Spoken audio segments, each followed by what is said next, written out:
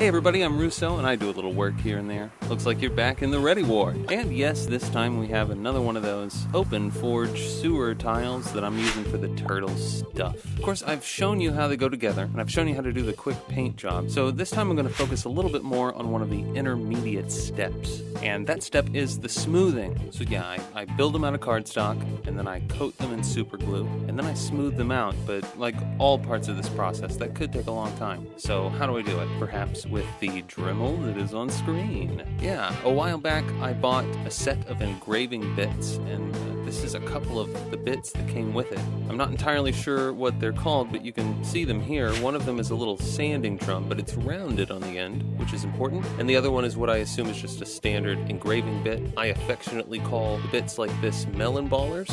So feel free, call them melon ballers. We're only destroying the English language. Anyway, these two bits are on different size posts, so if you get these exactly, you're going to need a couple of different collets. And I don't quite remember, but I'm sure that the engraving set came with an extra collet since, the standard one wouldn't work here.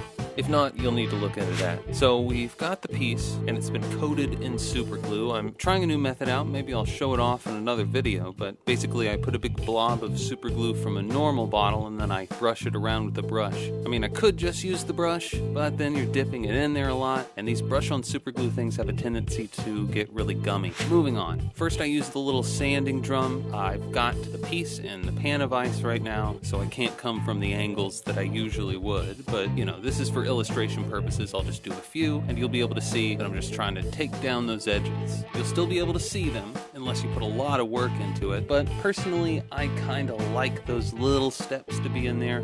If they're really far apart, I don't like that so much, but I kind of like to see how the piece was made.